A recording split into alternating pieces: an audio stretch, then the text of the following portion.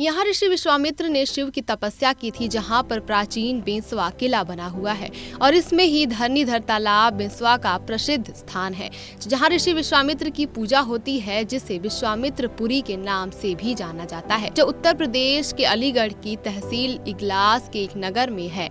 यहाँ पर 2 गाँवों का समावेश है, जिसे बेंसवा नगर और बेंसवा देहात कहा जाता है।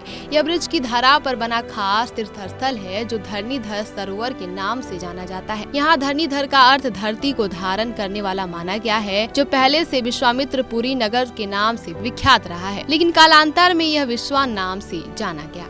ऋषि विश्वामित्र ने त्रेता युग के बेंसवा में एक महान यज्ञ किया, क्योंकि उस समय ताड़का समेत अनेक राक्षस यज्ञ में विघ्न डाला करते थे, जिसका संहार करने के लिए विश्वामित्र अयोध्या के राजकुमार राम और लक्ष्मण को साथ ले आए और उन्होंने ताड़का का राक्षसों सहित वध कर दिया। जैसे समय बदलता रहा तो यज्ञ कुंड भी धरणीधर सरोवर में बदल गया। इस सरोवर को पृथ्वी का नाभि केंद्र माना गया, जहाँ पर द्वापर युग में श्री कृष्ण ने गौ चराने की लीला दिखाई। श्री राम और श्री कृष्ण के चरण ब्रज भूमि में पड़ने से यहाँ का महत्व और भी बढ़ गया। धरणीधर धर्म स्थल की 84 कोस परिक्रमा करने से पुण्य मिलता है। यहाँ पर आए श्रद्धालु बड़ी संख्या में दंडौती परिक्रमा भी लगाते हैं। माना जाता है कि यहाँ परिक्रमा लगाने से श्रद्धालुओं को मोक्ष की प्राप्ति होती है। यहाँ हर साल कई मेलों का आयोजन भी किया जाता है। हम इतिहास के पन्नों को पलट कर देखें तो अलीगढ़ के अतीत को युगों पुरातन पाएंगे। द्वापर युग के समीक्षक कहते हैं कि यहाँ 5000 वर्ष पहले चंद्रवंश के राजा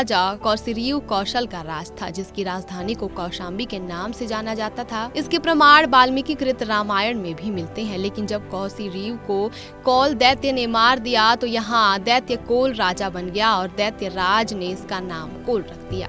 जब द्वापर में पांडवों ने हस्तिनापुर को छोड़कर अपनी राजधानी बुलंदशहर में बनाई तो यहाँ पर लंबे समय तक दैत्य कोल ने शासन किया। यहाँ बलराम, जिन्हें दाऊजी महाराज के नाम से जाना जाता है, वे द्वापर युग के अंत में गंगा के राम घाट पर स्नान करने आए तो यहाँ की खैर रोड पर, जो कि अलीगढ़ से लगभग 5 किलोमीटर दूर है, यहाँ के प्राचीन और ऐतिहासिक श्री खरीश्वर धाम में पड़ाव डालते थे। उन्होंने दैत्यराज कोल को मार डाला और अपने हल को इस जगह पर ही धोया, जिसे हम हल्दुआ के नाम से जानते हैं। लेकिन दाऊ जी के सेनापति हरदेव ने गांव के पास ही अपने नाम से पैठ लगवाई, जिससे इस स्थान को कालांतर के हरदुआगंज कहने लगे। बलराम जी ने कोल के राज्य को भी पांडवों को ही दे दिया, लेकिन प्रचलित होने के कारण इस जगह का नाम नहीं बदला। 200 ईस्वी पहले बने सिक्के जो हरदुआगंज, सासनी और लाखनू की खुदाई में मिले हैं, उन सिक्कों को आज भी मथुरा संग्रहालय में सुरक्षित रखा गया है।